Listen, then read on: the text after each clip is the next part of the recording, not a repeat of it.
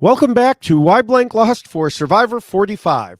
I'm a very sick David Bloomberg, and joining me as always is my co-host, a slightly less sick Jessica Lewis. This is going to be crazy. we're just feeling wonderful here, but we'll do our best to power through this podcast. Might be a little shorter than usual. Might be a few less examples. Sorry, Drew, but we'll make it through probably. I hope so, because my husband actually said to me last night when he and I were going to bed, uh, he's like, so you and Bloomberg are both sick. That's going to be really interesting Yeah. tomorrow. And I was like, yeah, so we'll see how this goes. But I apologize for any sniffles, potential coughing, anything like that. So we'll get through it, hopefully Yeah, intact. just know that we are not contagious through the computer, through your phone. Very So, fair. Very fair. we're, Yes. um, so as we were watching this episode, about halfway through, it became clear that, at least to me, that this was the type of episode where the editors just showed us what was actually going to happen. No tricks. We Yeah. just got to sit back and watch it. Or, as Drew described it in his interviews, an episode where they just buried him. Oh, Uh, I know. His interviews honestly made me sad. I yeah. felt so awful for him because he was like humiliated and just the obviously Drew, we've learned, is very good with analogies and his choice of Hmm. words. And he had some very interesting choice of words for his own representation and what he got to watch. So I'm so sorry, Drew. You were very entertaining, though, I must say. Yes. Yes. Now, no matter what type of edit he got, though, we will follow our usual path to figure out what actually happened, comparing his game to my rules for winning that I originally wrote way back after season one and have been updating ever since, using all the non spoiler information available to us from what we saw on TV, interviews, social media, and secret scenes. The newest Mhm. version of the rules can be found on the website by going to our dedicated page at robhasawebsite.com/yxlostfeed and clicking on the link bubble for the Survivor rules. Now, before we get to our discussion of the rules, we always have some other things to discuss from this week's episode. I think we should start with your winter pick, Jake. Yes, I'm Well, so happy right now. don't get happy for yet because both he and Katura said something that annoyed me this week. Oh, As come on. I thought we were going to celebrate Jake. well, first let me say why he annoyed me. Oh, Well, fine. not he. What they said annoyed me. They talked about how finding and playing an idol would be a big move that they could use to get them the win. And I'm glad they're both thinking about the fact that they need to do more. Uh-huh. Playing an idol is not a big move that should suddenly win you the game. And No, but I would hope that the jury wouldn't fall for that either.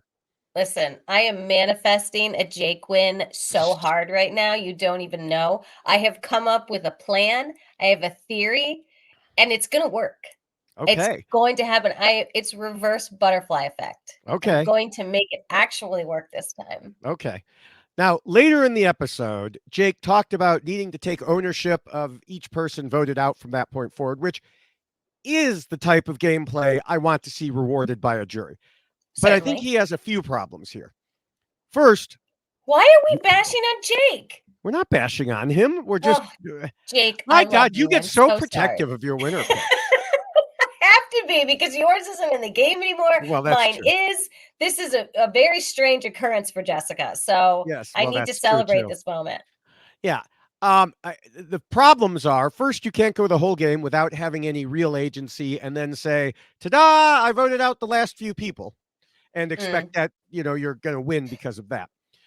Second, and more importantly, I don't think he'll be able to take ownership because, like this move, okay, he goes and talks to Katura and says, okay, let's vote out Drew and then we'll take ownership of it. But the problem is, Julie and Dee were already planning to vote out Drew. And then hmm Katura immediately ran and told Dee. And Sure. so I don't think, I think if Jake, let's say that Jake gets to the final three with Dee and Julie, or Dee and almost anyone, Julie and almost anyone, and says, "I voted out Drew." They're going to look at him and say, "No, you didn't. We were already doing that. We just used you like we have been the whole game." So whether it's Listen. true or not, I mean, he independently came up with the idea, Sure. but true or not, it's going to be hard for him to claim that in front of the jury. But you have to remember, what is the jury makeup? It's mostly I Bellows, don't know. I right? don't know anything about makeup. I guess they use some eyeshadow and some blush. And So I do think that there is a lot that Jake could utilize as that, and I've mentioned this before, that underdog kind of Mhm. gameplay. And we've seen that juries do weird things sometimes when it comes to Mm. this game, and things that they will credit and what they do not credit. Mhm. And also, I think there's going to be some bitter people on this jury as well. And so I do think that that's potentially going to affect how people will vote. I do not share in all of your Jake bashing. I It's think not that, Jake bashing. yes, you are. You're talking about No. how he can't win because he That's not can't take bashing. any That's ownership. analysis. That's what we do for Mhm. everybody here. I understand, but I think it's interesting that you're going right to Jake, Well, right? that's who I Like, started with. I Jake and know you Katura. started with Jake. Crazy. Isn't that interesting? Jessica's Well, winner pick. Let's tell everyone why Jessica's winner pick can't win. yeah, that's what we do here. Listen, I mean, I have a whole by theory.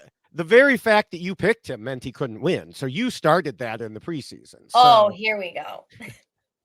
I mean, there is some truth there, yeah. right? So I really can't argue with that. But I do think that there are options for Jake still moving forward. I do think that fire making is going to be a part of it. And we're going to talk about all of that at the end, aren't we? What our predictions are Yeah. going to be? Yeah. Yeah. Okay, We so will. we can move on and maybe talk about someone. Let's just celebrate Jake for a second. He found the idol, which He is did right. in his underwear for No, that's some where it reason. is now. He didn't find it in his underwear. He did. He stripped down so he could look for it. He was Oh, searching in he his underwear. No, not he literally found it in his I underwear. was like, insane. And can we just take a moment to appreciate that entire scene? Because how often do we get such a narration when someone is finding an idol and they are explaining how they found the idol, not the particulars of the idol itself, but of their attire and Yes. underwear. And then there's this whole backstory. Jake, I'm very intrigued about this show. I would love to have some more information from you. So, let me know. Just reach out. Maybe you can share that tidbit with me. I That I was think amazing. I think you hit the nail on the head on Twitter when you did posted a gif of what type of show it was that he on stage in his underwear. Oh my god, it was so funny. It was a show. I was Yes. in college. Yeah. Like, that's all the justification you need Yes. for why he was Yeah. in his underwear, Yeah. because he was in college. Jake, was But there yeah, a pole involved? That's oh what we my need to god, know. it's just amazing. So that I really did love that moment. It was very entertaining, and I really just appreciate that side of Jake throughout this game, is that he is very funny. And Hmm. I do think that his confessionals are just hilarious. And Drew, same thing. Oh Drew yeah. was very entertaining. So it is unfortunate that we aren't going to get a Drew in the final three, just to hear him justify his game and explain it in the ways that he does. He loves these analogies, he's very, very creative with them. So that's unfortunate. But also, everyone seemed to see that and they understood that Yes. he is a very eloquent speaker and would likely win people over just based upon what he could say. I want Drew in the jury to have his jury questions be things with so many words that nobody understands that the final three just look at him and go, "What?" That would be Yeah. amazing. Although we could get a final three of all lawyers, right? Yes. That Yes. would be weird. Yes. And yeah, I don't remember who it was that posted this on Twitter, but it was like, yeah, I want, Jake to be there and be like, even though lawyers were targeted, I said I was a lawyer and I'm here. And then have Katura say, well, I have to reveal something. I'm a Hmm. secret lawyer. And then Julie Yep. says, well, I have to reveal something. I'm a secret Hey, by the lawyer. way, that would be so awesome. But it's not going to happen. But we'll get there. Yeah. Yeah. It reminds me of because someone on Twitter was also like, yeah, like they're going to believe, whoever the third one is. Like, oh, sure, you're a lawyer too. Right. It Really? reminds me of Okay. my youngest son was he was doing a college tour and they broke off into groups, and so his group, the person giving the tour said to someone else, "What's your name and what do you here? What do you intend to study here?" And first one said, I'm Matt and I'm planning on computer science. And so then they went to the second one and he said, funny thing is, I'm Matt and I'm here for computer science. And then they got to my son and my son says, well, you're not going to believe this, Oh my word. but I'm Matt and I'm here for computer science. And she That's was like, okay. amazing. She's like, no, come on, really? And he's like, no, really. That's so awesome. That's like a glitch in the matrix or Yeah, something. yeah. Or like when Devin's on the boat that we didn't get to see, but we heard about when the war dog was introduced. When Jeff Probst asked, "You in the back, what's your name?" and he said, "Well, I'm the Oh, war yes. dog." And then Devin said, "Well, this is awkward because I'm the war dog too." Amazing. That would have been great to see. Yeah. Yes, I don't know how they didn't show that. I don't know either, I but think they very were funny. afraid it would confuse viewers. That wait, what's going on I here? Because know. they didn't. Because Give us yeah, more credit. I know. Anyway, speaking of the other one of the other lawyers, Julie. Last week, I talked about her being a threat to win, and I concluded that yes, I did think it was possible for her to win. And now I'm not so sure. So I'm just going back and forth here, because Okay. if Julie is against D in the end, all D has to say is I saved her butt twice, and Sure. Julie Mhm. wouldn't even be here if it weren't for Right. me. So I think the only way Julie can win is if she turns on D, and I don't think she has any plans on turning on D. Yeah. I mean, and obviously this is one of those situations where we see it from a different angle, Right. clearly. And I think that a lot of the people who are in the game see Julie in one way. And what Dee has done so well is kind of keep a little bit of that to herself, but badly in a way Yeah. at the same time, because she is sharing some of her information. She's not sharing all of her Mhm. information. So she is trying to utilize that part of the secret component of the relationship to her advantage. So I could definitely see her doing that in a final three, where suddenly the loyalty to Julie will go away and she will Mhm. point to all of the things that she actually did to help keep Julie in the game, which is certainly going to bode well for her if they're both sitting next to each other. Yeah. Yeah. Of course, then she'd have to admit that she lied when she swore on her mother's life. So, but Yeah, but I don't know. Will people, I care? don't feel like people will mind. Yeah. Yeah. So Dee had a really funny tweet too, showing a picture of her mother, like, Yes, I saw that. That was great. Very funny. Now we have to also mention the showmance again. It looks Yes. like they are not even hiding it. They were holding hands on the helicopter. Couture told Austin she knew he was picking D to go on the reward. But what we did find out is that D isn't allowing herself to get distracted from her overall goal of winning and has made some difficult decisions when it came to Austin, like lying to him that like we just mentioned about telling Julie she was the target and then leaving him out of this week's vote. Yeah. I think Austin has some love goggles that are blurring his game vision a little. Yes. Um, Very and, much. and actually, it's funny because I had written in my notes love goggles, or I was messaging with someone and mentioned it. I totally forgot that came from your season. Yes. It did. Well, and it's fascinating how in a game like this, it is a game for $1 million. And I understand if you are falling for someone that can certainly affect your decision Hmm. making.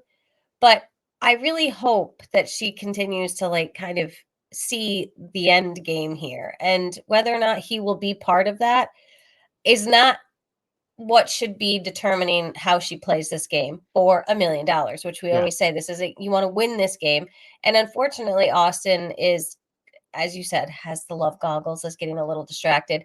And I also feel like this is going to negatively affect Austin's ability to sit in a final three and make justifications to the jury about what he did, because someone like Drew, I think, is going to be very frustrated. And in a lot of Drew's exit press, he talked about how he can't compete with that. He's like, how am I supposed to Right. compete with that relationship? Even though we were tight from the beginning, that's a whole different level. And he's not Austin's type. So, it was, but so I do think that someone like Drew will take issue with that if Austin is sitting in the final three. Yeah. Yeah. All right. Well, I think we've covered just about everybody. Is there anything else you wanted to discuss before we move on? No, I think we're good to go. We've made it Okay. this far. Let's keep Yes. going. Yes. Normally we'd have our Jeff Probst is wrong about blank segment here, but being as sick as I have, I wasn't even able to listen to his podcast. So if he was wrong about something in it, it'll just have to wait till next week. I'm sorry. Sorry to let Which you is fine. down. I know that, a lot of people like that Everyone looks segment, but forward to yeah. what we have to say about Yeah. him all the So, time, especially Jeff, I'm sure. oh yeah, yeah. Now, before we see how Drew did, we just need to mention that the rules we'll be talking about come in a shorter and much more colorful form as a poster. Yep. You can go to robhasawebsite.com/yxlostfeed, scroll down to the poster and click on it. And then order it, buy it, hang it up. Now, given that it's December 16th as we're recording this, that'll be tough to have our sick shipping department get that out to you by Yeah. Christmas. But Yeah. hey, you could give it a shot. You never know. You could try. Anyway, beyond that, you can scroll down to get the poster on a T-shirt or the checklist on a T-shirt. So make it a New Year's present. Who knows? That would be Um, lovely. yeah. You So don't need to again, stop giving gifts just because the holidays are over. that's right. That's right. That's robhasawebsite.com/yxlostfeed.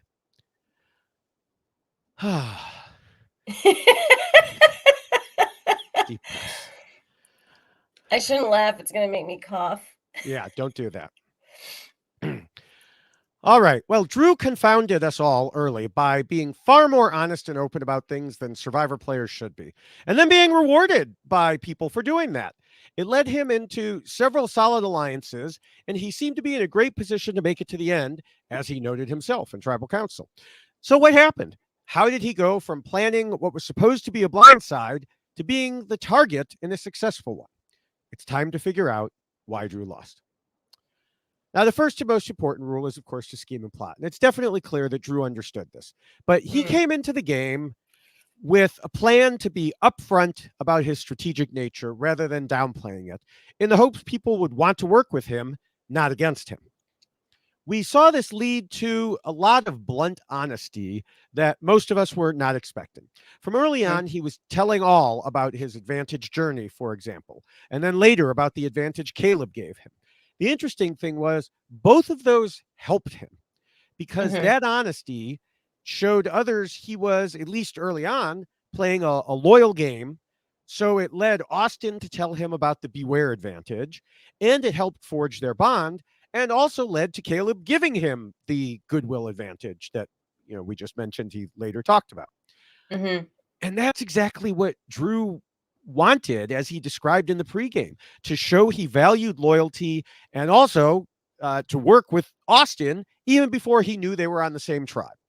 Yeah. Then when they got out there, Drew wanted to be the Steven to Austin's JT because Austin has physicality, good looks, charm, and Drew has the brains. What he didn't know was Austin was hiding his own brains too, but hey, it worked for them. Well, and I think that this tribe structure really helped Drew a lot because that type of gameplay is very dangerous if you end up trying to play a truly honest game with the wrong person. Because someone could have taken advantage of Drew's honesty and made him feel as if this was a significant part of the relationship, but then not reciprocated with the same type of honesty. But it actually worked because Austin was the same makeup. Austin wanted to do the same thing, which is incredible because we don't often see that type of gameplay in Survivor. So the fact that they were able to come together and share and both take that approach was really refreshing because we don't often see that. And so it certainly carried them through the game because it did give them both loyalty to each other and also agency for each other and just a trust that is very difficult to find. And so, yeah, Drew came in with a plan and stuck to it and it worked, which doesn't always happen, but I think he really lucked out with the combination of people that he ended up playing with. Yeah, yeah. Now, one thing that there has been a lot of discussion of in social media and elsewhere is people getting upset at the non-Rebas not targeting the Reba. and I'm sure we've said this multiple times here, but Mm, this is because the Rebas were good at hiding how close they were. right. And I think we just need to keep emphasizing that. Kelly told Dalton Ross exactly that, saying, I didn't know how tight he was with Drew, Austin, of course. That's sort of an unlikely duo. And I think they did a great job of hiding that to a degree. Mm, So, again, that's just another thing noting that, Drew did a good job. Drew and Austin did a good job of hiding the fact that they were so close from the other non-Rebas. And that was mm, one thing that allowed them to keep progressing in the game. It wasn't an obvious, solid block. And yeah. it's because you see, I have seen a lot of people like, oh, the Bello are so dumb. They're Yeah. just shooting themselves. And you could make the argument that they should have stuck together. But again, going back to, what Kelly had said, back when she was voted out, the meta of the new era is not that there are solid blocks sticking together. And Mm. so they didn't expect it from the Reba and they didn't see it from the Reba. And I'm So curious if this is why Drew has emphasized so much splitting the vote being a bad idea. I just kind of had this epiphany because the fact that everyone is voting for the same person tends to put everyone in a group, right? So right, right. there's no one who is differentiating themselves or coming up with their own separate plan over here. It's just one big solid group.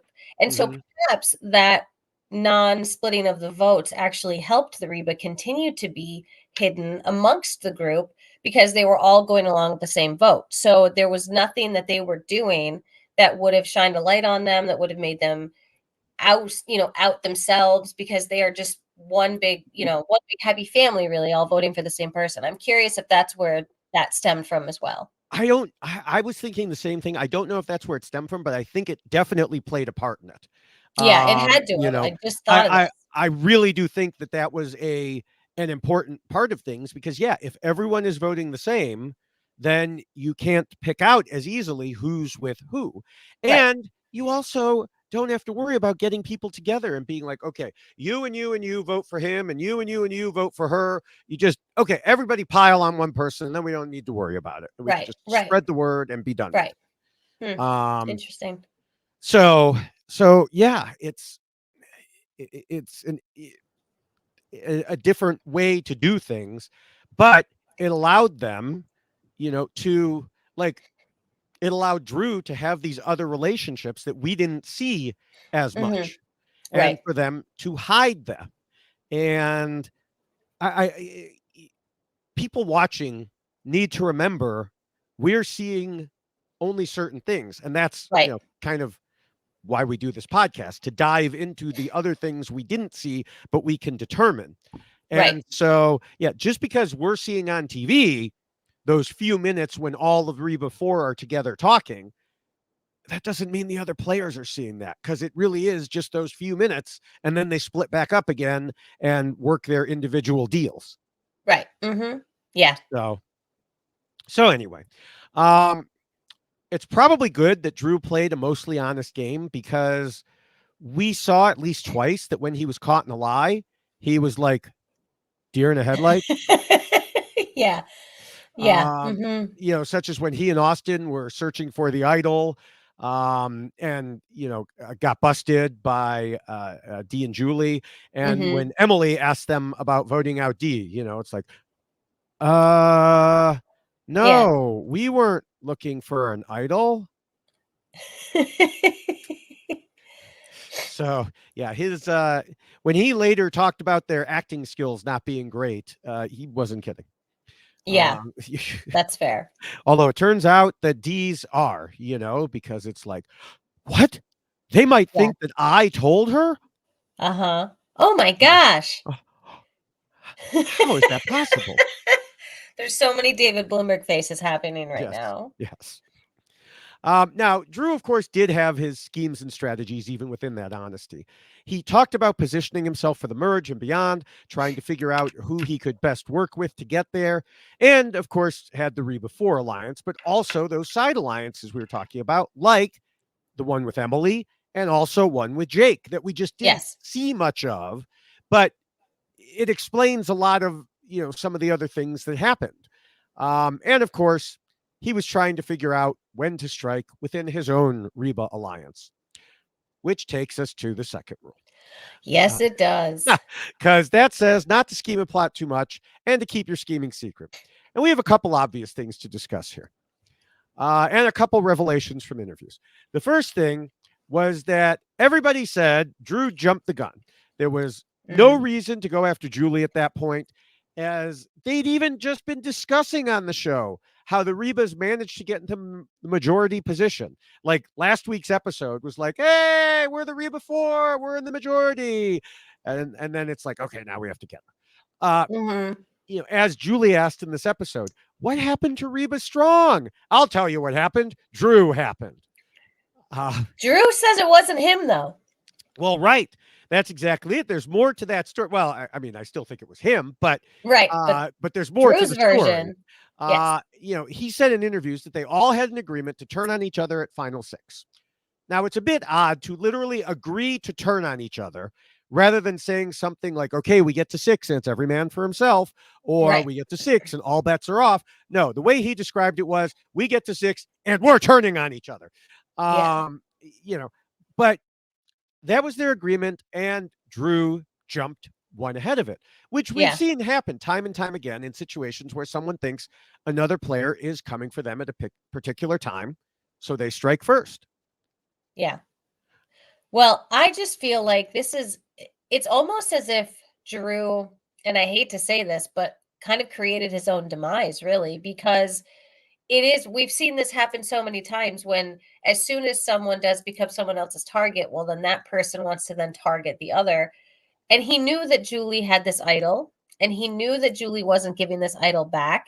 And so he's really playing in a very dangerous territory because, again, they were not willing to split the vote. And so there's this mindset that he has, we can't split the vote. We're just going to do it this way, even though Julie has an idol. And even though in his perspective, he says that Julie was on to them, but he didn't think that Julie had been told. He thought that Julie had figured it out because of their bad acting skills. So all of these things are like piling on.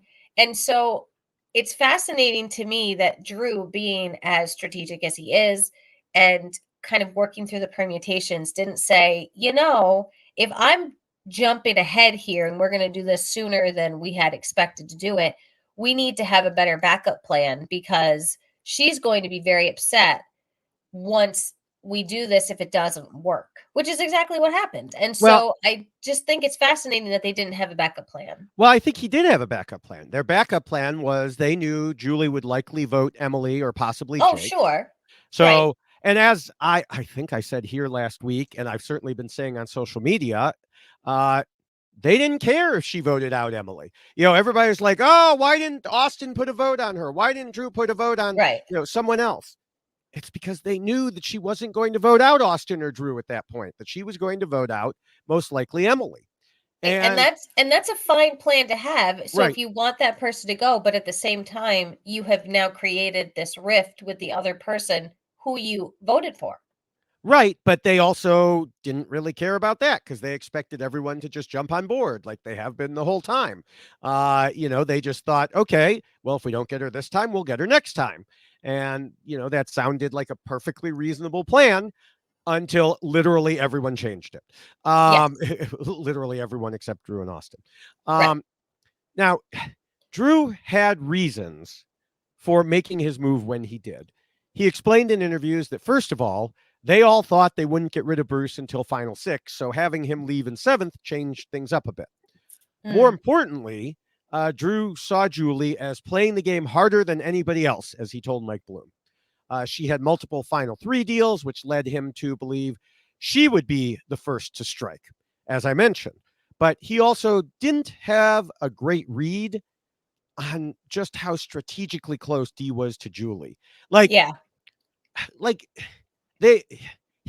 knew they were close because even Austin was saying that to Dee, was like, well, everybody knows how close you two are. But he must not have thought they were strategically that close to the point that Dee wouldn't want to let her go yet. Right. Yeah. And I think that is interesting that even within their core 4, Julie and Dee were able to hide that from Austin and Drew. So I think that speaks volumes with how well Julie and Dee are doing, maintaining their own relationships within a smaller group, in addition to the larger group that they find themselves in. So it is fascinating that even Drew missed that, considering they were a core four. Right. Now, I want to go back to Drew's statement about agreeing to turn on each other at the final six. Because he specifically told Mike Bloom, we all love the game, and we were a little nervous about the interest of the season if we all went together. This was actually a point of our decision making. That absolutely floored me. 4 people who are so involved in strategic decisions, making a choice about how they would play based on how it would look on TV. Yeah. Don't do that. No, nobody should ever worry about the TV show when you're working on your strategy. Never, ever, ever, ever. Never. Don't do it. Never. Stop it. Never? Never. Never? Am I making myself clear? I'm not sure I'm clear enough. Should I say a few more? Just, are you sure never? Never.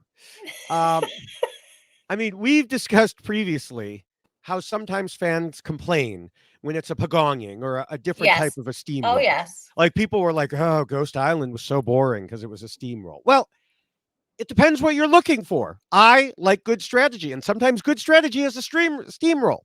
Yeah. But no matter what, you don't purposely make it more difficult for yourself just to make the TV show better. Yeah. The producers will figure it out. Let them do their job. Yeah, You do yours exactly. by trying to win. I don't disagree. Yeah, let them do the editing the way that they do the editing, and they can create storylines or not create storylines and include things and not include things. Your goal is to win the game. So you need to do whatever you could do to win the game, period. Yeah. And so this blew my mind when he said that they actually were considering that. And again, let me say, never. Yeah. But I do feel like there is a definite shift that has been happening in Survivor where the players are much more aware of the fact that they're on TV, and that I think people have always been aware of that, but Yeah. they've seen how characters become developed and Mm-hmm. how certain types of characters might get more screen time and their stories are told. And if your goal is to be on TV and be impactful in the game of Survivor, then that might skew your thinking and you might end up doing something that you wouldn't normally do because you think, well, this will be entertaining to the people watching back at home, which I certainly can understand. But I was someone who was like, I don't care if people think that I'm boring. I don't care if people, don't appreciate this, that, or the other thing. I had a goal to try to win. And unfortunately, that doesn't make for great TV all the time. And so I could see someone like Drew, who is very, we've already talked about his ability to narrate the way that he did. And he was a narrator for this season. And so I think he's seen that component utilized in the editing before, Mm-hmm. and probably wanted to see that for himself through this game. So yes, I think that sometimes that can blur people's visions, but this is very interesting that it became part of the decision making process, not just I want screen time, but this move or acting in this particular way is going to be more entertaining for those watching. That's a whole nother step. Yeah. I mean, you want to be entertaining, be entertaining. Be entertaining in Right. your confessionals, be Mm-hmm. entertaining on the beach, whatever you want to do. Don't change your whole strategy because of it and be like, we're going to break up this solid alliance specifically because otherwise people might not be happy about it. And it's like, no, Right. do not do that ever. Yeah. It's very Never, interesting. never, ever, never, never, Never, never, never, never, never, never. never. If I We weren't should go sick, back to I'd be even more emphatic about it. we should go back to hashtags and at hashtag never. Hashtag never, ever, ever, ever. Um, That's a long hashtag. it is, but So, all right. Well, we can move on to the third rule, which tells players to be flexible. So, how do you think Drew did here? Just as I put a piece of cheese in my I was mouth. just gonna say I'm like a waiter here. I'm like, oh, I see you put a piece of food in your mouth, and I ask you a question. Sorry, I just needed to eat a little something. Um, Honestly, I think he did well because clearly he was willing to turn on Julie Hmm. at a different time than they had expected. And we just discussed how he was willing to change his entire game for the viewers to enjoy it more. So I don't know if that counts or not. But I think that the interesting thing with Drew and his flexibility is I do feel like even though he had a plan and he came in with that plan, he was willing to change it and shift it if needs be. Like he talked about Bruce going out sooner than they had expected. So then they had to mix things up a little bit and it changed the plan. But I also feel like he was a little too locked in on certain components and certain parts of his game, which made him more there was an inability to be as flexible as he needed to just because the this idea that he wanted to go to the end with Dee and Austin, that was kind of his like dream scenario. But he's like, I could really go with anybody if I needed to. Right. So he was this weird kind of hybrid where like I'm kind of locked in, but I'm willing to be flexible if I need to be. And then we saw what happened when he did ultimately be super flexible and decide to shoot, for Julie, and then what ended up happening there. So it's a strange hybrid, but I think he tried to balance it well. Yeah, to me, flexibility is not the first word that comes to mind when I think of Drew. In part because we saw that he liked things his way. Yes. Uh, but I do agree he showed a bit of strategic flexibility. Mhm. We mentioned, of course, in the first rule that he not only had his Reba 4 alliance, but also, of course, had Emily and Jake as well. Mhm. And when Drew, you mentioned, he mostly locked in with Austin and Dee for final three, but would have gone with anyone. Um, which, you know, caused a problem, as you had previously mentioned, when Austin and Dee became more than just allies. Uh, Mhm. and I don't know what a good way was for Drew to adapt to that situation, other than maybe don't target Julie, target Dee first, so he can pull Austin back to him. Oh, Um, mhm. I don't know that Austin. I mean, I know that Austin would not have been very happy about that. Right. But yeah, maybe you do that so you can pull Austin back to you and get rid of D. But he went for Julie instead. Yeah. Well, he thought Julie was it's interesting because he everyone seems to be focusing so much on Julie being a threat. We don't hear very many people talking about D. I know we did before, and now we haven't. So Yeah, it's fascinating. yeah. All right. Well, the fourth rule tells players not to let their emotions control them. We saw that Drew was getting more emotional as the days went by, and he confirmed it in his interviews, saying it was a combination of lack of food, being worried, etc. And there's a pretty funny secret scene of people talking about his curmudgeonly ways, along with Jake imitating his. uh, Oh, that was so good. um, but the question we have to address here is whether he made any specific emotional game moves.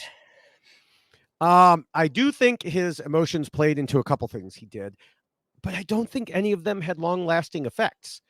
When he flatly turned down Brando's offer of an alliance while they were on the swap tribe, he said in interviews that he did it because he was essentially getting annoyed at Brando making all these alliances and deals that he knew would come to nothing. So he didn't want to pretend anymore.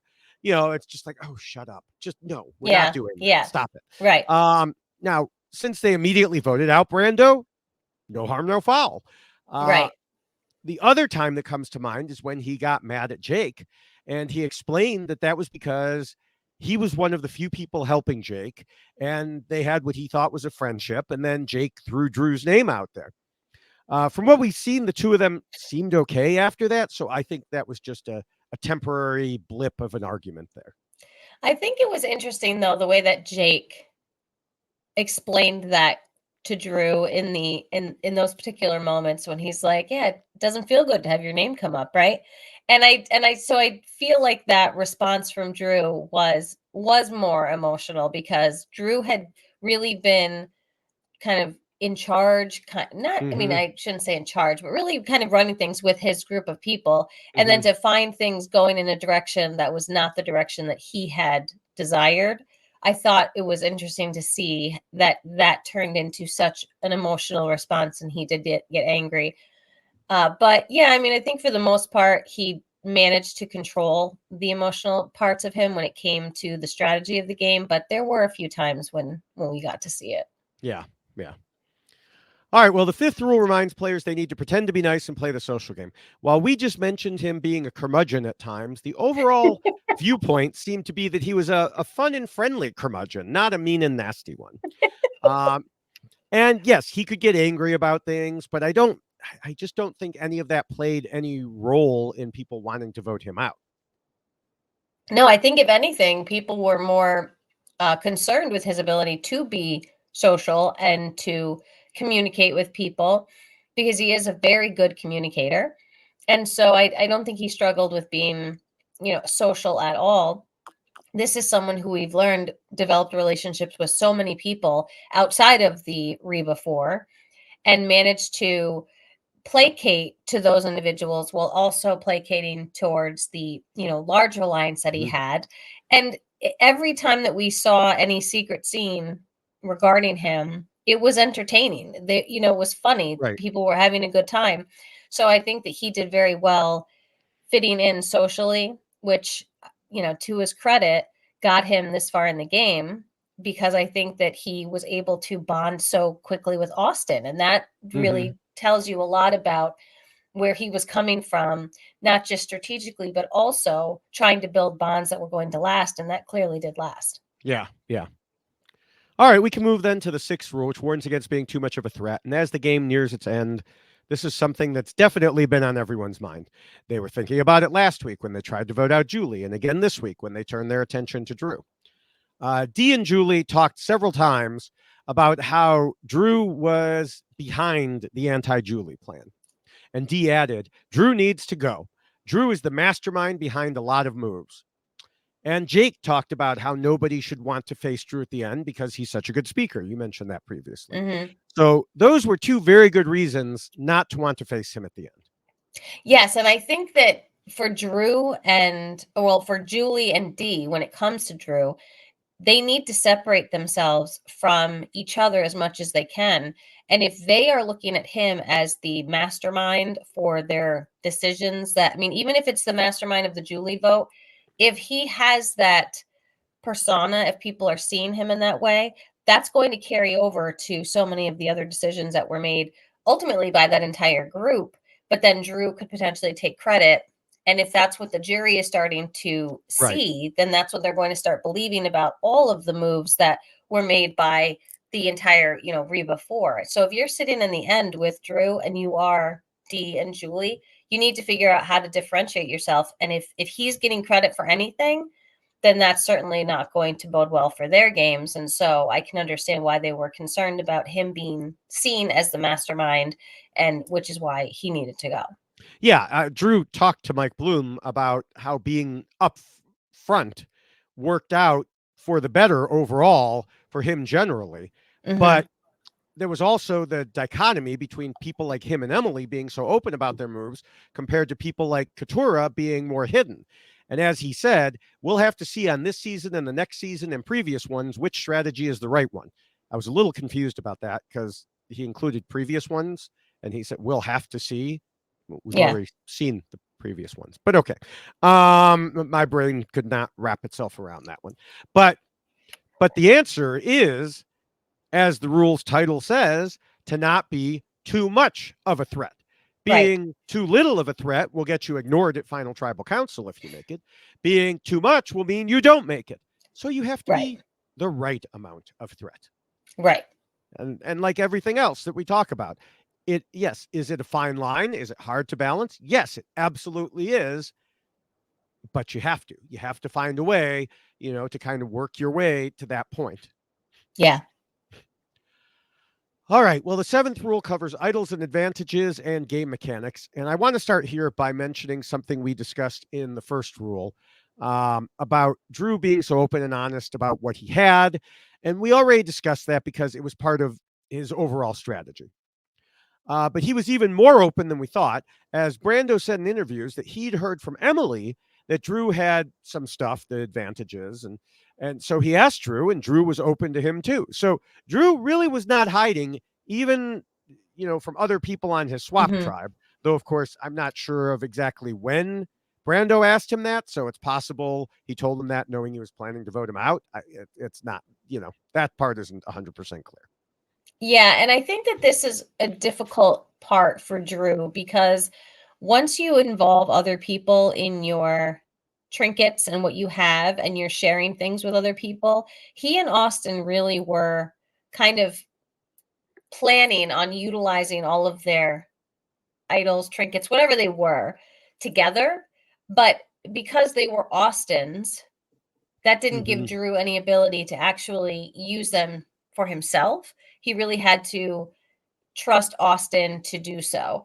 And I feel like that's a very difficult place to be in this game because the idea all along, they were sharing the information, they each knew what each other had, and so there was this idea that this is going to be ours as opposed to just Austin's. Right. And I think the moment that we were all kind of anticipating when Austin stood up to play his amulet, which became an idol, and there was that moment because you're like, oh, is he going to play it for Drew? And then Mm-hmm. he's like, no, I'll play it for myself.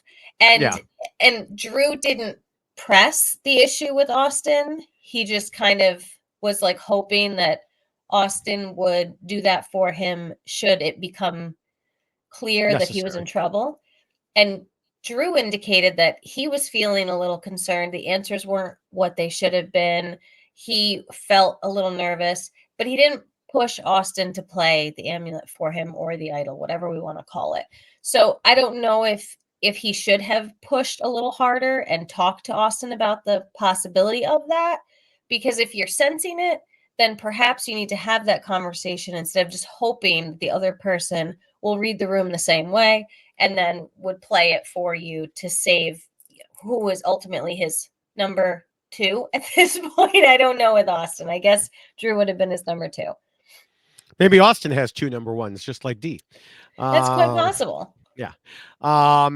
He had his work wife and his home wife, or his beach Yes. wife, and his, Right. I mean, yeah, Drew did say in interviews that he started getting suspicious during tribal council because, all the reasons you said. But still, he told Mike Bloom, the thing about advantages is that to ask for one is a huge commitment. And if you're wrong Mm-hmm. and really jeopardizes your relationship, I didn't want to be a burden if it was unnecessary. I didn't want to freak out and be paranoid and be like, give me the thing. The other component is that if they're coming after me and my ally has an idol who could play it for me, it would make a lot of sense to split the votes on Austin. So that's an aspect that you've got to consider. Am I really okay with that for what could essentially be 11th hour jitters? I'm at tribal council. I'm getting nervous, but I'm feeling okay, stick to the facts. But no, in fact, it was necessary. Now, obviously, in retrospect, he should have asked Austin for it. And here's the thing.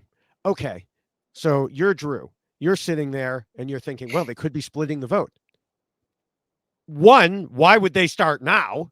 Right. Right. They haven't And done that yet. yeah. And two, no offense to Austin, but who cares? If you're Right. Drew, and you say, Austin, I have a really bad feeling. Can you play it on me? And Mm-hmm. Austin says, okay. And then Austin gets knocked out during a vote because of a vote split. Well, if you're Drew, that's better than you getting knocked out. Sure. Mm-hmm. So this whole thing about him worrying that there could be a vote split and Austin might not be happy with him if he's wrong and all that. Yeah, but you'd still be in the game, Drew. Yeah. Yeah. So again, yes, no one wants to cause their tight ally to get knocked out in that way. Sure. But it's better than causing yourself to get knocked out. Right. But this is what makes it so problematic when in one hand it was great they were able to share this information, and it was great that they were able to build trust based upon that sharing of Mm-hmm. information of what they had. But then it does put you in this awkward situation because he actually talked about the idol that Julie had, and how Austin had given it to Julie. And Drew was almost like offended when Julie was like, no, it's my idol. And she's not wrong at that point because Austin did give it to her. But we can see why, like, she should have been like, well, it's Austin gave it to me to help me in case I needed it for this tribal council.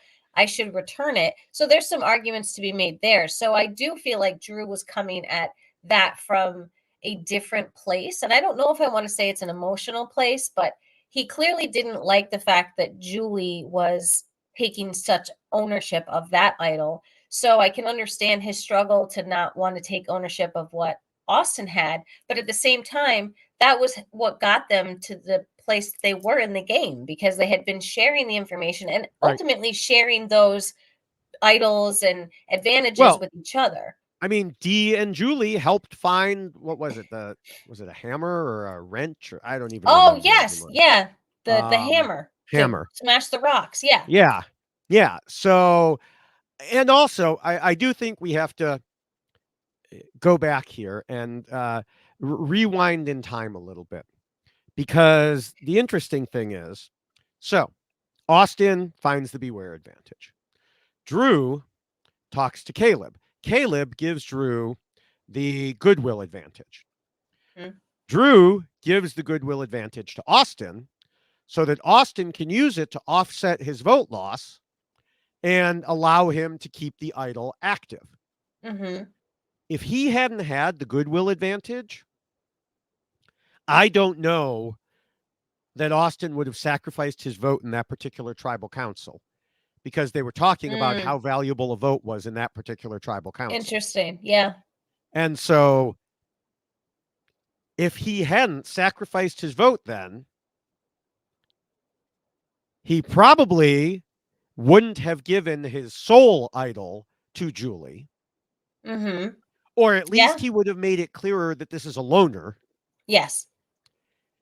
And so I think a lot of it goes all the way back to Drew getting the goodwill advantage and giving it to Austin to use for an idol that ultimately comes back to haunt them.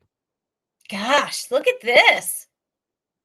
See, the ripple effects can be waves. All connected. It's all connected. That was very good. So fascinating. Yeah. So, all right. Well, we can move on to Appendix A, which is about the players keeping their end goals in mind when voting. And we talk about voting out the weak, then the strong, then the weak, then the strong. At this point in the game, still about getting out the strong threats. And we already talked about why Drew was so high on that list. But there's more to it than that as well.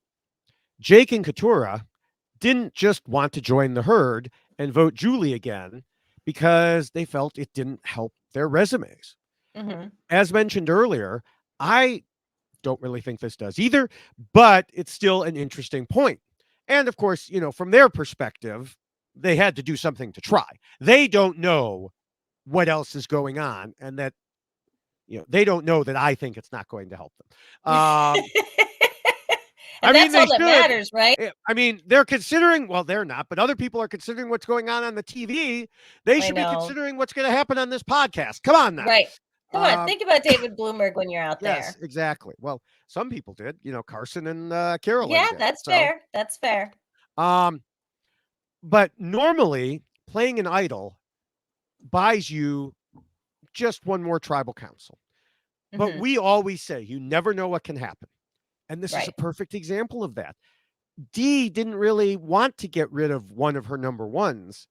And so, when it comes down to it, after, there was this big urgency, this stampede to get rid of Julie, and then it didn't happen. And then everybody was like, well, in retrospect, maybe we don't want to get rid of Julie. And so the only person who wanted to keep Drew was Austin. Yeah. So they just didn't tell him. It's amazing what happens when you don't share information. Right? I know, it's so weird. So weird. So yeah, I don't know if you had anything else in Appendix A. No, not really. Okay.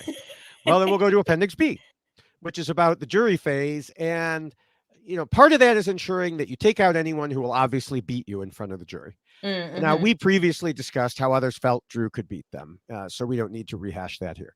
And indeed, Drew told Mike Bloom he thought the jury would give him a larger share of the strategic credit for what the RHAP 4 had done because he was more out front and talked more about it. And that's something we've discussed before. If you're Mm-hmm. the face of the alliance, if you're the Yes. one out there conveying the information, people tend to give you more credit, even though you might not be the brains. You might literally just be the face, but Yeah. people see you doing it. And so therefore they attach more importance to that. Yes, and this is where it's going to be a struggle for Austin because Austin wanted to hide the fact that he was smart and kind of let Drew take that lead, which is not going to, excuse me, help him if he's sitting in a final three, make any arguments because people are going to be like, well, it was all Drew and you were just playing along with Drew. And they're still going to want to give Drew credit, even though he's not sitting in the final three if Austin is there. So I feel like that's going to be a real struggle for him. It'll be interesting if Sorry, we are if such a mess. yeah. Normally we cough, at different times. Um, if Drew will obviously be on the jury, and so will this be a situation where, let's say Austin does make final three, and he says, "No, I was an equal part," and the jury looks to Drew and says, "Drew, is that true?" I think Drew will say yes.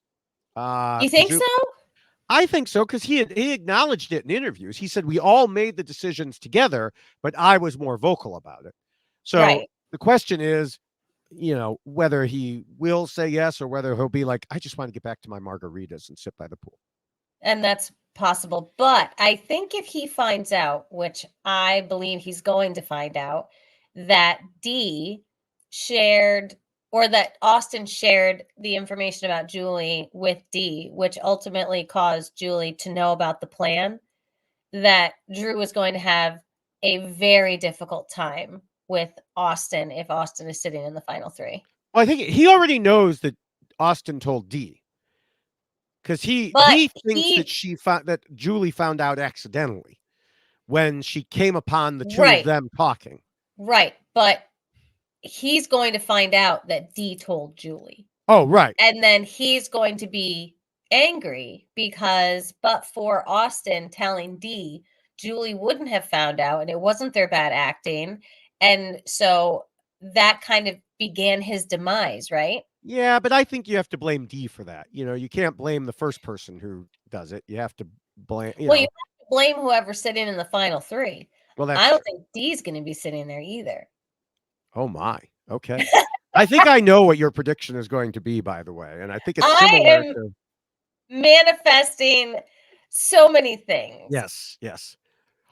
All right. Well, um, yeah. As far as putting Drew into the jury, I don't know that it benefits anyone in particular, except like if Austin had purposely planned this, to be like, okay, I can get my tight ally into the jury and Yeah, be bloodless and it'll support me. Kind of like Drew and Austin were thinking with Emily if she was right, the backup. But, he wasn't the one who did it. He was the only one who didn't know what was happening. right, right. Yeah. Okay. So it is about time to wrap things up. What are your final thoughts on Drew? Well, I think Drew was incredibly entertaining and I loved him from the start. His voice is just incredible. I'll say that again. And I would love him to read books for a living because he's just, I don't know, there's something about it that I enjoy. I mean, he But pretty much does overall, read books for a living, but you mean read them out loud. yes, read them out loud and be paid for it. I think that would be lovely. I really do appreciate the fact that Drew had such a great sense of himself when he came in to play this game. He really did understand how he would be seen and viewed and leaned into that hardcore, which I think is a great thing to do on Survivor if it works for you. And it worked for Drew. He wanted to assert his loyalties or show his loyalties and he did that almost immediately. He wanted to work with Austin. He was lucky enough to be on the same tribe and be able to make that work. And he really did find those parts of himself that he needed to in order to shape and develop the relationships that carried him through the game. he was really good at formulating a plan and sticking to it, but changing when he needed to, but also finding those parts of himself that were going to help him get to the end. I think Drew would have definitely been an incredible person to watch in a final three and just hear what he was going to be explaining and justifying and arguing. It would have been really great to watch. But overall, I just think that Drew got a little ahead of himself and got a little too confident and decided that he wanted to take more ownership and take over a little part of the game. And we saw what happened. He targeted one of his own core group alliance people before he was supposed to. And then the target just bounced back on him when it didn't work. So it's kind of like he had a plan, but he didn't see it all the way through, because if you're going to go after someone, you got to make sure that person goes home. Otherwise, what are they going to do? Come back for you. And that's exactly what happened. Yeah, first she tackled him though. That was Oh, yes, she did. she's over there trying to have fun, and yeah, his confessional Get line was so away funny. from me. Get away from me. I don't like you right now. What are you doing? All right. So Drew came into the game with an interesting strategy of radical honesty. Not the type of honesty, loyalty, integrity nonsense that we sometimes hear from players who don't understand that it's a game, but rather using honesty and loyalty to make alliances and move forward, but definitely being willing to play hard in the meantime. That helped him get in a very solid 4-person alliance and a 2-person sub-alliance within that, plus others he made along the way. He and the others in the RHAP before hid how tight they were until they made it into the majority. And then he immediately decided to get rid of that majority by targeting Julie. I understand his motivation. Like we've said, if you think someone is coming after you, you have to get them first. They had an agreement to do it at Final 6, so he struck a vote sooner. But part of the problem was having that agreement to begin with, especially with some of the reasons behind it. Let me reiterate, never, ever, ever. And the other problem was underestimating how close Dee was strategically to Julie. Once he made that move and it didn't work, everybody but Austin got it into their heads that Julie wasn't really the one who needed to be taken out. Drew was. Jake and Katurah thought they could make this move their own. But more importantly, Drew's smart, a good speaker, and got a lot of credit for many of the moves the group made. He was a threat to win at the end. Everyone should be looking around and figuring out who they can beat and then taking them out. Or who they can't beat and then taking them out. Mhm. He called a bit too much attention to himself in that way with the move last vote, highlighting just how big of a threat he was and reminding everyone that he might beat them in the end. And that is why Drew lost. Yes, unfortunately Yes. for Drew. All right. Well, before we get to our finale predictions, I just want to remind everyone that the rules we just discussed are available in poster and t-shirt form at robhasawebsite.com/yxlostfeed. You could just scroll down till you see the item you like. Click on it and buy to your heart's content. Love it. All right. So before we get into our finale predictions, where can people reach us? Oh, so I am at Jessica Lewis 89 on Twitter, so you can certainly follow me there. I'm also on Instagram at Jessica Lewis 6789. I basically just steal all of the story things that Bloomberg posts and then put that back on my Instagram. So thank you for that. But David, At on least the you other admit hand, that. At least you admit that for Instagram. On Twitter, you pretend they're your own ideas. Even though okay, they come listen, after mine. they So are my own ideas. They definitely are, because we're like literally live tweeting as it's happening. How am I taking anything from you? I am spending time looking for the perfect GIF or the perfect photo, making sure that things are spelled correctly. I don't know. There's a lot of things that go into a tweet at that very moment. So I'm not stealing anything from you. you're Gosh, stealing but thoughts out of my head. Instagram, I steal from you all the time. Because the content that you make, David Bloomberg, is fantastic, I will say, because that's inclusive of your TikToks. There are all kinds of places that you can find the content that David Bloomberg is creating. And you can go to his linked tree page in order to see all of the locations that you can find David Bloomberg. Yes. So you can follow me, We are find such me, a mess. find me at Linktree/David Bloomberg, with a dot before the EE in Linktree. Or you can find me on most text-based social media like Twitter and Blue Sky is at David Bloomberg. And the video platforms, TikTok, YouTube, and Instagram is at David Bloomberg TV. Also, now that Threads actually allows one hashtag per post, some Survivor people are gathering on Threads now, and I'm at David Bloomberg TV over there because it's linked to your Instagram handle. Excellent.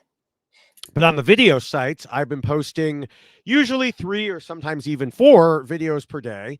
Right now, I'm, of course, posting clips from US Survivor, plus mini Why Blank Lost videos for Survivor UK, other videos related to that show, plus from other shows like Big Brother Reindeer Games, which has been surprisingly good. Now, speaking of other shows, I'm recapping Survivor UK at the Tradar podcast. As I mentioned before, my co-host lives in the UK and has never seen Survivor before, so it's very interesting to compare our views. And the finale for Survivor UK airs this weekend, and so I will, my recap of the last 2 episodes of that show, because they air 2 per weekend, will be coming out shortly, maybe a day or 2 after this podcast. And I also just finished recently recapping the Traders Canada there, and then interviewed the winner there too. So the podcast is the Tradar, TRAIDAR. You can find it on your usual podcast host or as audio on YouTube. Excellent. All right, predictions. Yes. So I have a feeling that I know what you're going to say. So do you want to go first or do you want me to go first? Oh, I'll go first. I'm manifesting a Jake I like win, this. so Usually you're like, I don't want to go first. I hate predictions. I do No, hate don't make me go predictions. first. And now you're like, I want to go first. I do love it when you mimic me. It's so good.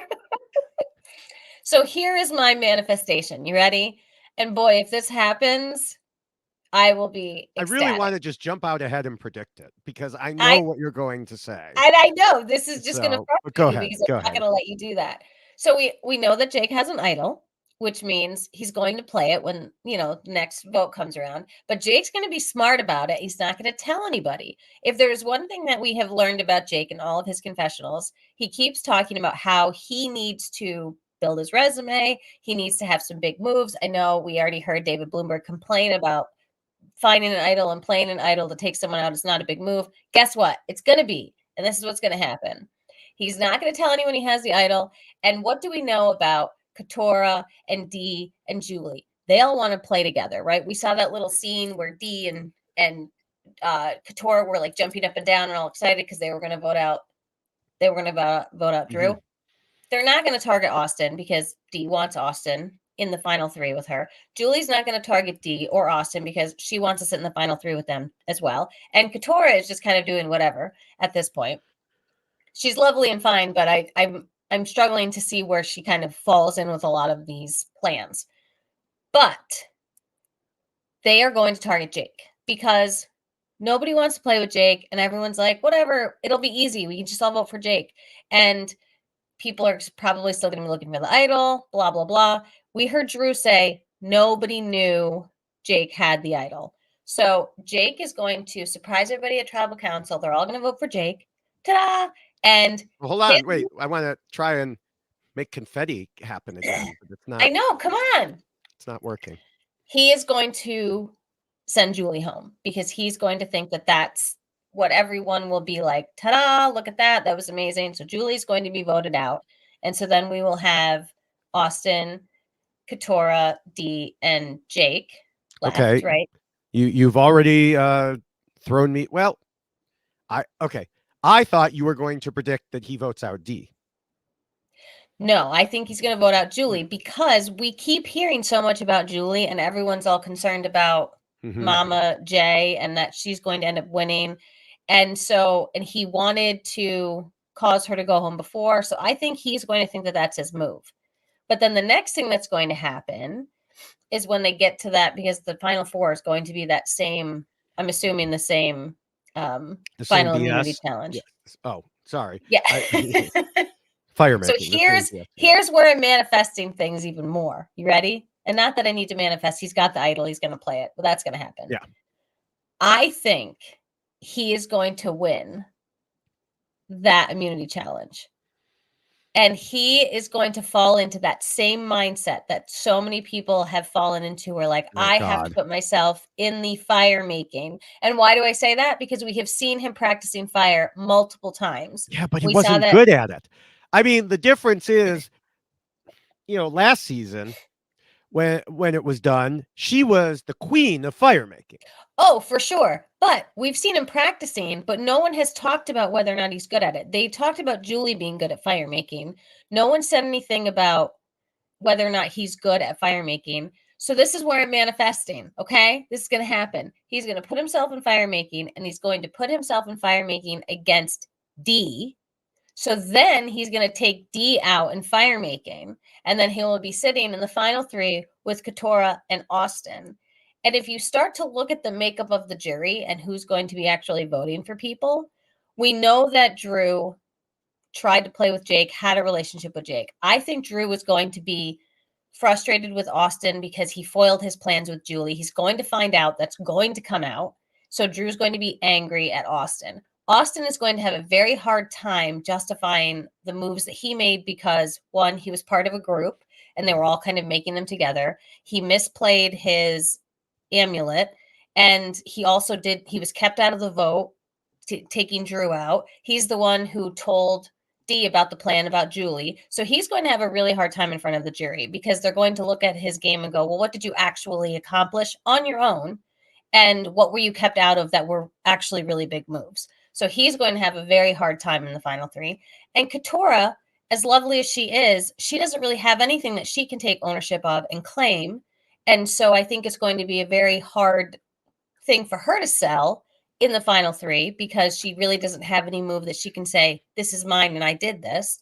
Whereas if Jake found the idol, plays the idol when nobody knows about it, takes out Julie, then takes out D in fire making, I think you've got a whole bunch of bellows sitting there. He's going to have the underdog story, and they're going to be thinking to themselves, you know what?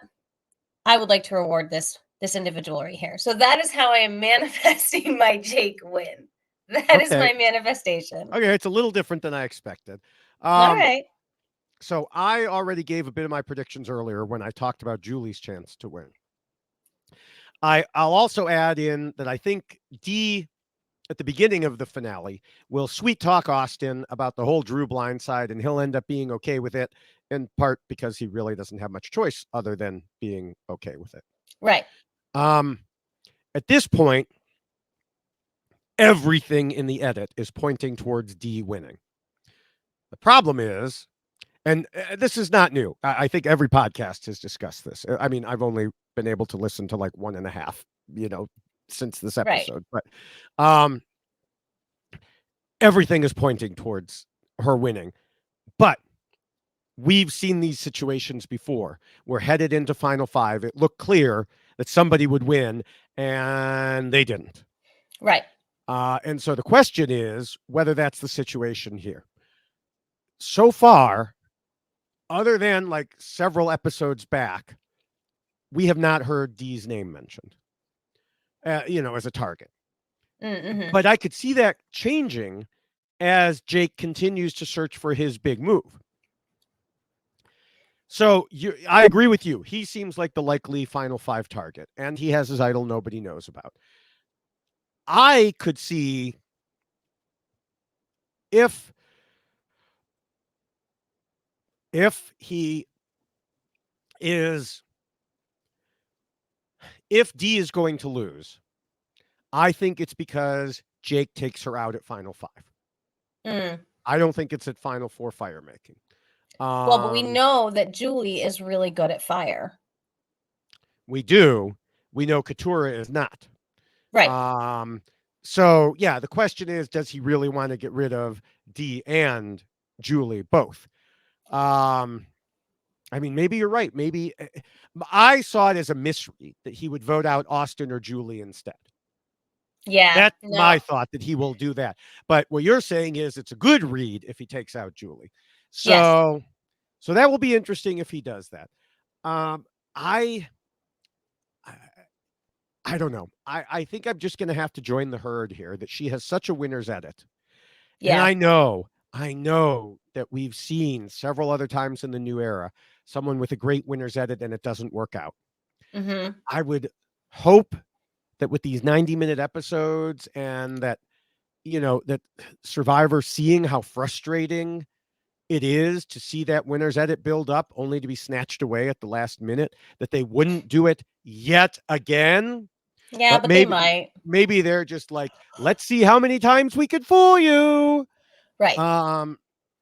So I just have to predict Dee will win. If Plus, she wins, that would be lovely. I yeah, think she's yeah, incredible, but I have to manifest a Jake win. I know. Plus, she had the $1 million quote earlier in the season. About this may have been my $1 million big toe or whatever it was. So Yes, and then she did mention again the imagining the $1 million when she was winning that immunity. I don't know if it was the last one, but she did mention that as well too. If she's got a so $1 million big toe, she needs to celebrate with a whole lot of pedicures. yes, ensure that big toe. All right, so you're still sticking with Jake, and I have to. I know, I I can't give know. up on him I would now. I would have done the same. We've done it before. We talked about it when was it last season. Um, when we or 2 seasons ago, when didn't you have Owen? Yes, Yeah, we and both had Owen. Yes, no, I thought we both had Owen. I think I had Cassidy, didn't I?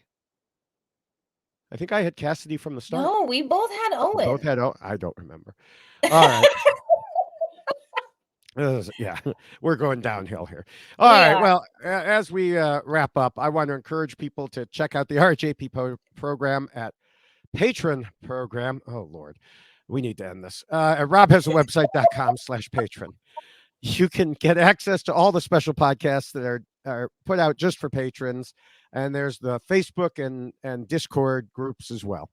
Also, make sure you're subscribed to all of the reality TV wrap-ups podcasts by going to robhasawebsite.com/wrap-ups feed and selecting your podcast service of choice. I'll do thank yous. Yes. We can get on with this. So thank you to everyone at RHAP for all of the incredible work that you do. Thank you for the editing that is led by Scott St. Pierre. We truly appreciate it. The editing is not just for the Why Blank Lost podcast, but all of the incredible content that Rob Cisternino and company put out. So we appreciate all of the work that you all do. So thank you so much for supporting us and providing such incredible content for our listeners. Thank you to David, who is now wrapping himself in a blanket. This poor guy. We are a mess. I apologize to everyone who had to sit here and listen to us cough and sniffle and struggle to even make coherent sentences at times because we can't even talk. But thank you to everyone for sticking through. And thank you, David, for making it this far. Yes, yes. The blanket finally had to come out. I sorry. I had the heater on and off a couple times as I've been going back and forth. But yes, thank you, Jessica, for also going through this here and altering our recording schedule and everything else. Because if we had tried to record this yesterday, it would not have been good. Mm-hmm. I had like a couple hour burst of energy yesterday where I put together the notes, and other than that, yeah, I was a lost cause, and I suspect Oh the rest no. of today I will be a lost cause. So Go and just yes, get under your blanket on a couch yes, and stay there. yes. So we will see everyone in a week for Y blank one, Mm-hmm. or of course you can find me elsewhere before then. But hopefully, in a week, we'll both be better. So, because that's going to be a long podcast, so we'd better be better. Yes. So, all right. Well, thanks everyone, and we'll see you soon. Bye. Bye.